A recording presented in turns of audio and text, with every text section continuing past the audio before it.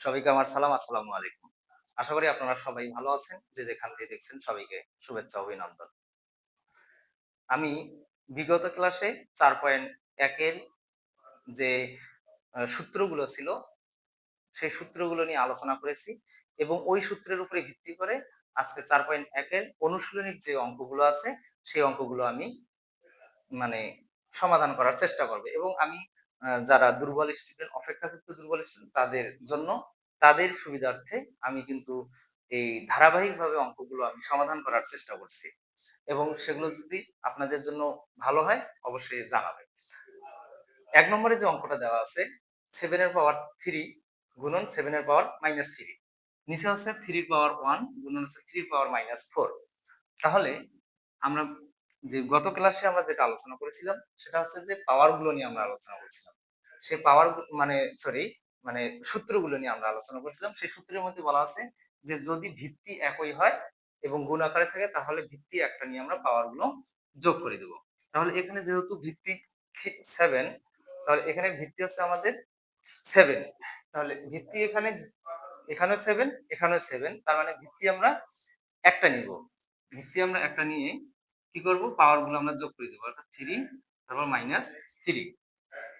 এরপর নিচে যে ভিত্তি দেওয়া আছে, নিচে এখানে 3 গুণন হচ্ছে 3 এর পাওয়ার -4। অর্থাৎ এখানে কিন্তু 1 টা ছিল না, আমি 1 টা দিয়ে দিয়েছি। তার মানে এখানে আমরা একটা 1 আমাদের পাওয়ার আছে। তাহলে আমরা ভিত্তি নিব একটা, এখান থেকে এই 1 -4। এখন কি হবে? যে 7 এর পাওয়ার হচ্ছে 0 আর এখানে আছে 3 এর পাওয়ার -3। তা আমরা কি গত ক্লাসে আমরা কিন্তু আ গত ক্লাসে স্যার বসেন, এখানে বসেন। এদিক দিয়ে বসেন।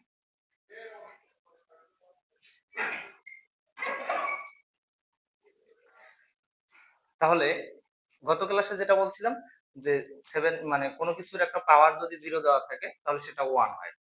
তাহলে 7 এর পাওয়ার 0 তার মানে 1।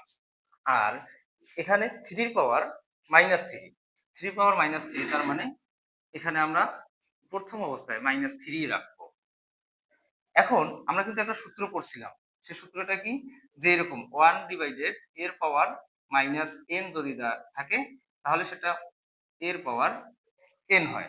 আমরা এটা জানি। তাহলে এই সূত্র অনুযায়ী আমরা কিন্তু এই অঙ্কটা করতে পারি।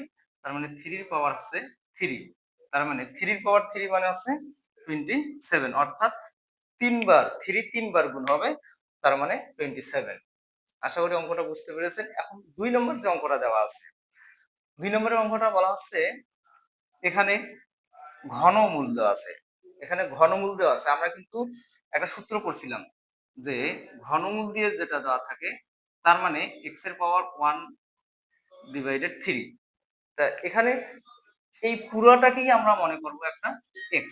এটা পুরোটাকে আমরা মনে করব একটা x, অর্থাৎ 7 স্কয়ার। এই পুরোটাকে আমরা মনে করব যে x। তো পুরোটাই যদি x হয় তাহলে কি হবে? 7 স্কয়ার তার পাওয়ার 1 ডিভাইডেড 3। 7 স্কয়ার এর পাওয়ার হচ্ছে 1 ডিভাইডেড 3। কারণ আমি এখানে বলছিলাম যে x এর যদি এখানে ঘনমূল দেওয়া থাকে তাহলে ওই x এর পাওয়ার 1 ডিভাইডেড 3 হয়। তো এখানে x বলতে 7 স্কয়ার। পুরোটাই হচ্ছে তার উপরে পাওয়ার হচ্ছে 1/3 গুণ। তাহলে 7 এর পাওয়ার হচ্ছে 1/3। আর এখানে যদি আমরা এরকম দেওয়া থাকে √x, তাহলে x এর পাওয়ার হচ্ছে হাফ। এটা আমরা বলছিলাম। তাহলে এখানে 7 এর পাওয়ার কি হবে? হাফ। এখানে 7 এর পাওয়ার হচ্ছে হাফ। এখন আমার কথা হচ্ছে যে এখানে আমরা আ পড়ছিলাম যে পাওয়ারের উপরে যদি পাওয়ার দেওয়া থাকে, সেই পাওয়ার গুলো কি হবে? পাওয়ারের উপরে পাওয়ার দেওয়া থাকলে পাওয়ার গুলো গুণ হয়ে যাবে। তাহলে 7 এর পাওয়ার কিন্তু আছে 2। সেই পাওয়ার আবার কত? 2 ইনটু 1 ডিভাইডেড 3। মানে পাওয়ার আর পাওয়ার কি হয়ে যাবে? গুণ হবে। ইনটু 7 এর পাওয়ার 1 ডিভাইডেড 3। আবার এখানে 7 এর পাওয়ার 1 ডিভাইডেড 2। তাহলে পাওয়ারের উপরে পাওয়ার, এখানে 7 এর পাওয়ার হচ্ছে 2 ডিভাইডেড 3 ইনটু 7 এর পাওয়ার হচ্ছে 1 ডিভাইডেড 3 আর নিচে 7 এর পাওয়ার হাফ। এখন এখানে এই যে 7 এর পাওয়ার 2/3, এখানে 7 এর পাওয়ার 1/3, তার মানে দুইটারই ভিত্তি কিন্তু হচ্ছে 7, একই। যেহেতু পাওয়ার মানে ভিত্তি একই এবং গুণ আকারে আছে। ভিত্তি একই এবং গুণ আকারে থাকলে আমরা জানি যে ভিত্তি একটা নিয়ে পাওয়ার গুলো যোগ করে দিব। তাহলে এখানে ভিত্তি যদি আমরা 7 নিই, পাওয়ার গুলো কি করে দিব? যোগ করে দেব। 2/3 প্লাস 1/3 আর 7 এর পাওয়ার 1/2, এটা তো আছেই। আচ্ছা, আমরা অঙ্কটা একটু যদি উপরে করি তাহলে কি হবে? এই যে 7 এর এখানে আমরা এটা 3 এটা 3 আমরা লসাগু নিলাম 3, তাহলে 2 প্লাস 1 আর নিচে 7 এর পাওয়ার 1/2, তাহলে এখানে কি হবে? 7 এর পাওয়ার 3/3 আর এখানে 7 এর পাওয়ার 1/2, 3 3 কাটা যাবে, তার মানে কি হবে? 7 এর পাওয়ার 1 আর এখানে 7 এর পাওয়ার হাফ। তাহলে এই যে আমরা একটা সূত্র পড়ছিলাম, সেই সূত্রটা কি এরকম যে এর পাওয়ার n ডিভাইডেড এর পাওয়ার m, তাহলে এর পাওয়ার n মাইনাস m এরকম পড়ছিলাম যে ভিত্তি দুইটা যদি একই হয়, ভিত্তি দুইটা যদি একই হয় তাহলে নিচের পাওয়ারটা উপরে যায় মাইনাস হবে।